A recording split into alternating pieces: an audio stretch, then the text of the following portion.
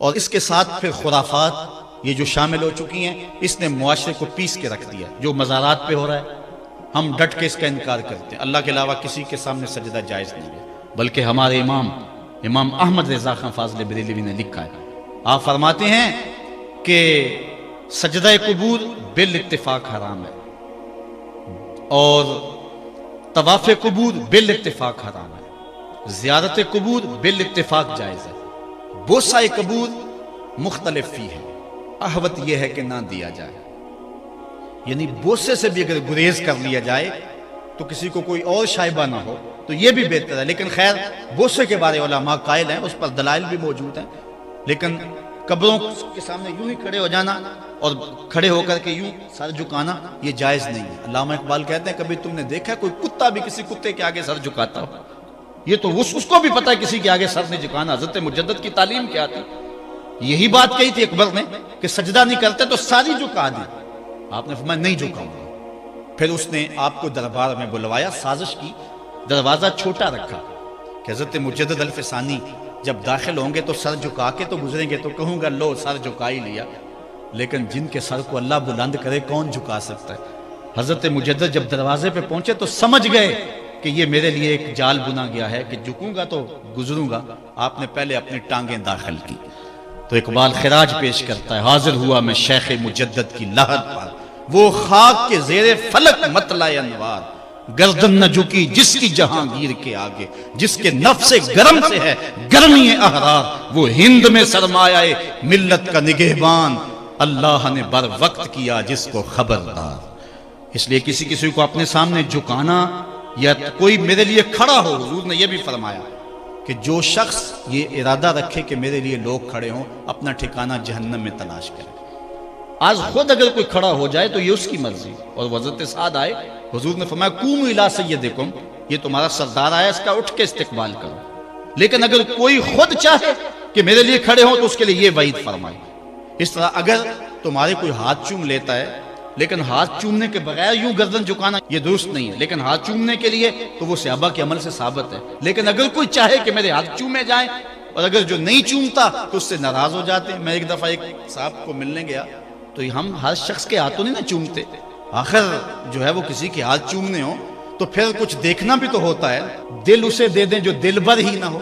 تو ہم تو کسی کے ہاتھ چومتے ہیں نا، ہم وہ ہاتھ چومتے ہیں، وہ پاؤں چومتے ہیں جو راہ حق کے مسافر ہوتے ہیں، ہم ان ہاتھوں کو بوسہ دیتے ہیں، اور اگر ہماری آنکھوں کی پلکوں کے ساتھ لگ جائیں تو اعزاز سمجھتے ہیں۔ تو خیر میں نے مصافحہ کیا تو ناراض ہو گئے، انہوں نے پکڑ کے میرے ہاتھ چوم لیے، کہنے لگے لو کیا بگڑا ہے میرا؟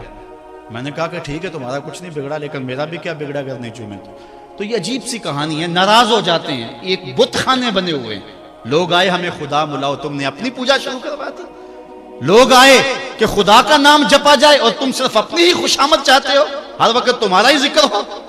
میں کتنے آراس کو جانتا ہوں جہاں اللہ رسول کا ذکر نہیں ہوتا، پیر کا ہی ذکر ہوتا ہے، کرامتیں بیان ہوتی ہیں، اور پھر آج کل جھوٹی کرامتوں کا ایک کاروبار چلا ہوا، عجیب رنگ ڈھنگ ہے، عجیب بات ہے، خوابیں گھڑی جا رہی ہیں، کرامتیں گھڑی جا رہی ہیں۔ میرے پاس بھی کئی لوگ آئے خوابیں لے کر، جی یہ ہم نے دیکھا ہے، میں نے کہا تم نے دیکھا ہوگا، میں نے نہیں دیکھا ہے۔ لوگ بڑے مفاد پرست ہیں، بڑے بڑے رنگوں میں آتے ہیں۔ ایک بندہ میرے پاس ایک دفعہ آیا کہ جی میرے پاس 12 موئے مبارک ہے، میں 2 آپ کو دینا چاہتا ہوں۔ میں نے کہا تو لوٹ سیل لگائی ہے، موئے مبارک کوئی تماشا ہے؟ جہاں سے مرضی کو بال اٹھا کے کہہ دیتا ہے یہ حضور کا موئے مبارک ہے، یہ کوئی تماشا ہے؟ اگر کوئی ہے اور کثرت سے دنیا پر موجود ہے وہ تو برکت والی بات ہے، لیکن آج ہر لئی میں رازدار دی شدے والی بات ہے، اور ہر شخص جو مرضی دعویٰ۔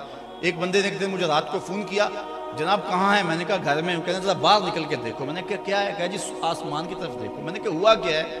کہنے لگا چاند کے اندر حضور کی تصویر ہے۔ میں نے کہا تو پاگل ہے، لوگوں نے زندگیاں گزار دی اور زیارت نہ ہوئی، اور تو جو ہے لوٹ سے لگا دی ہوئی ہے کہ چاند کے اندر تصویر لگا دی۔ میں نے کہا کمال ہے، کوئی بات کرنے والی ہے تیری؟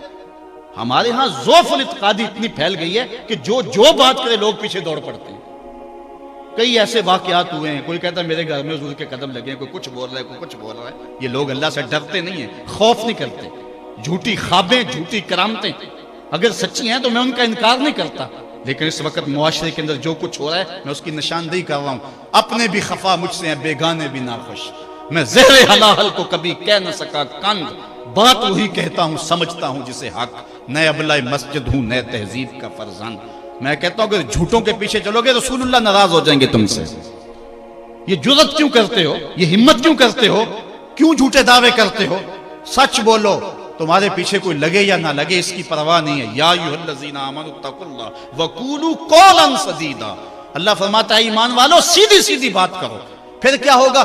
یصلح لکم اعمالکم ویغفر لکم ذنوبکم، وہ تمہارے اعمال بھی ٹھیک کر دے گا، تمہارے بخشش بھی فرما دے گا۔ نہ لوگ اکٹھے ہوں، نہ مجمع بنے، نہ حلقہ بنے، یار یہاں تو 72 ہوں تو وہ بھی قبول ہے۔ یہاں مقدار نہیں دیکھی جاتی، یہاں معیار دیکھا جاتا ہے، سر نہیں گنے جاتے، دل گنے جاتے ہیں۔ یہاں یہ دیکھتے ہیں، مت لوگوں کو جو ہے وہ کھلونے دے کے بہلاؤ اور لوگوں کی عقیدتوں کو لوٹو اور لوگوں کے ساتھ ظلم کرو، زیادتی کرو، اپنی آخرت بھی کالی کرو اور لوگوں کی آخرت بھی کالی کرو۔ آپ دیکھیں دائیں بائیں، اپنی نظر رکھیں، نگہباں بن کے جو اہل چمن کی آبرو لوٹے۔ چمن والو عقیدت چھوڑ دو ایسے نگہباں کی، کوئی حق کا مسافر تلاش کرو، چاہے اس کے کپڑے پھٹے ہوئے ہوں، کرامت اس کی نہ ہو ساری زندگی کے اندر، لیکن محمد عربی کی غلامی تو ہو نا۔ حضرت شاہ نقشبند بخاری سے کسی نے پوچھا حضور آپ کی کوئی کرامت؟ فرمانے لگے اس سے بڑی کرامت کیا ہو سکتی ہے، اتنے گناہوں کے باوجود زمین پہ چل رہا ہوں اور زمین مجھ کو دنسا نہیں لیتی اپنے اندر۔ ہمارے بزرگوں کی تو کہانیاں یہ تھیں، اور آج تھوک کے حساب سے کرامتیں دی جا رہی ہیں۔ آج کے پیروں کی اتنی کرامتیں، غوث پاک کی بھی اتنی کرامتیں بیان نہیں ہوتی جن کی ان کی کرامتیں بیان ہو رہی ہیں، دڑا دڑ کرامتیں بیان کر رہے ہیں۔ ایک بندے کے یہاں بچہ پیدا ہوا اور اس نے یہ شور کر دیا کہ یہ رمضان کے دنوں میں دودھ نہیں پیتا، اس لیے کہ حضرت غوث پاک بھی نہیں پیتے تھے، وہ بھی پیدائشی غوث تھے اور یہ بھی پیدائشی غوث ہے، اور رمضان کے دنوں میں دودھ نہیں پیتا۔ اچھا کوئی 2-4 ماہ گزرے تو اس غوث کی ماں کو طلاق دے کے نئی عورت سے شادی کر لی۔ میں نے کہا کم از کم اتنا تو خیال رکھتے، جس نے غوث جنم دیا ہے اس کو تو عزت سے گھر سے رکھتے۔ تو یہ کیا تماشے ہیں، کیا لوگ بے وقوف ہیں؟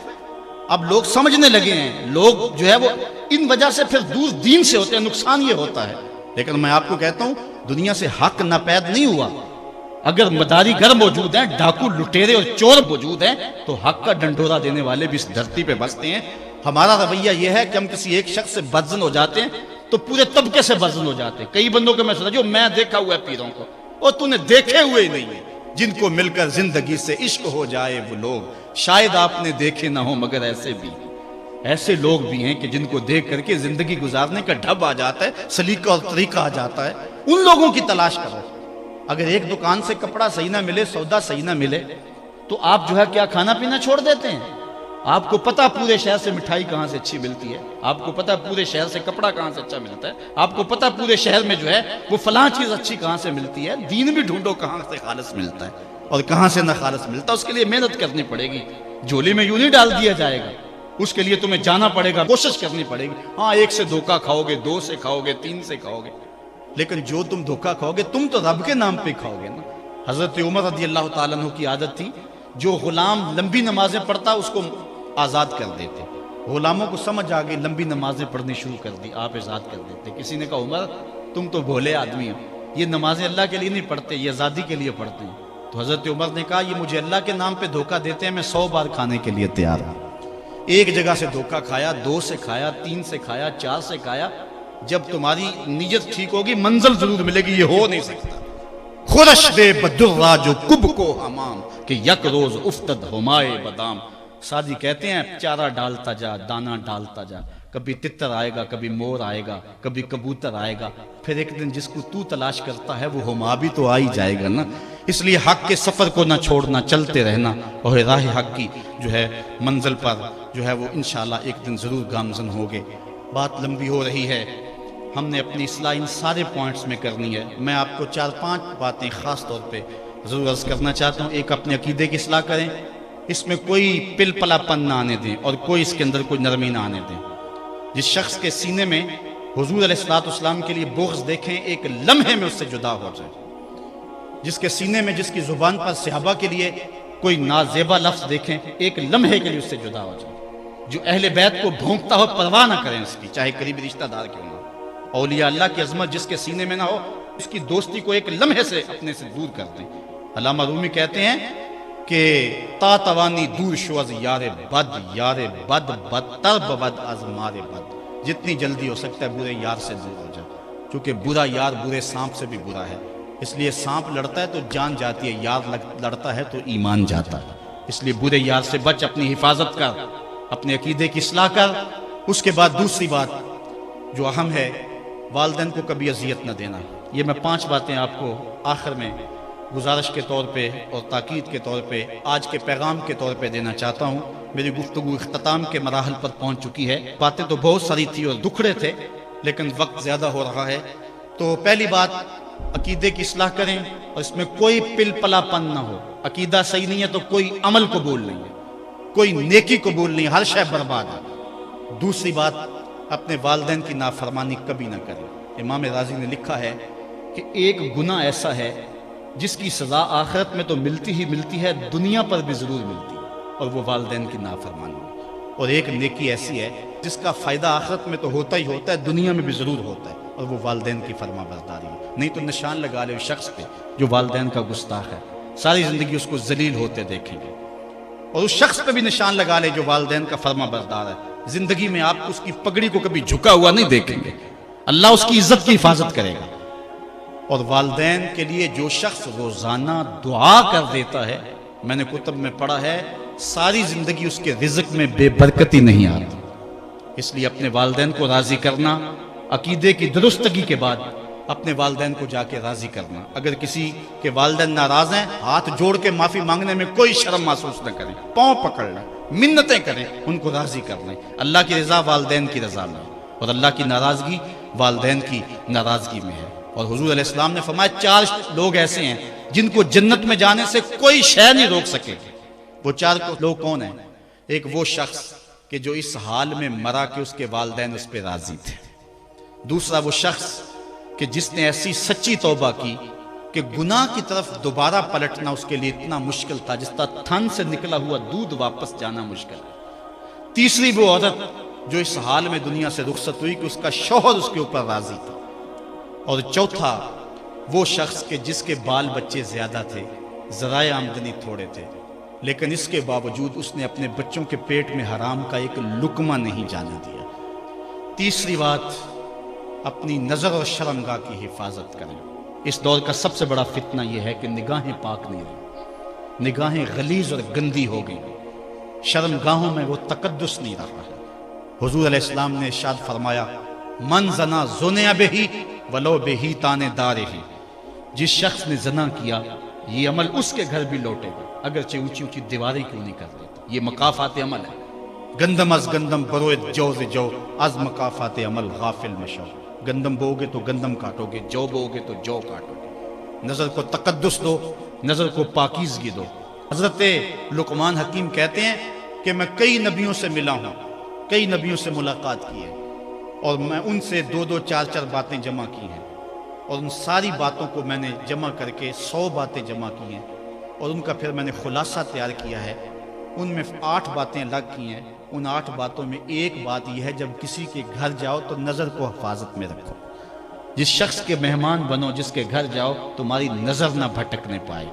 نظر اگر غیر محرم کو شہوت سے دیکھتی ہے، حدیث میں آتا ہے کل قیامت کے دن جہنم کی آگ سے بھر دی جائے، وہ سخت رسوا ہوگا۔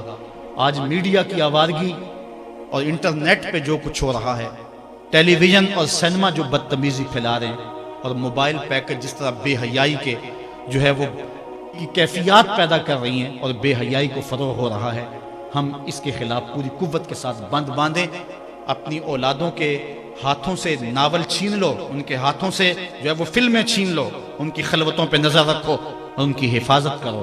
جس شخص کی نظر پاک نہیں ہے اس کے من میں طہارت نہیں آ سکتی ہے، دل پاک نہیں ہے اس کو جو ہے وہ باطن کا نور نصیب نہیں ہو سکتا۔ وائے قوم کشتائے تدبیر غیر، کارے او تخریب خود تعمیر غیر، از حیا بیگانہ پیرانے کہن، نوجوانہ چوں زنا مشغول تن۔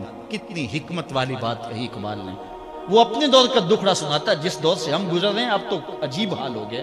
اقبال کہتا ہے یہ جو میرا دور ہے، جوان تو جوان رہے، بوڑھوں کی نظروں میں حیا نہیں رہا۔ از حیا بیگانہ پیرانے کہن، بوڑھے لوگوں کی آنکھوں میں بھی اقبال کہتا ہے حیا نہیں رہا۔ نوجوانہ چوں زنا مشغول تن، اور نوجوان عورتوں کی طرح اپنے تن کے ساتھ لگے ہوئے ہیں، اپنے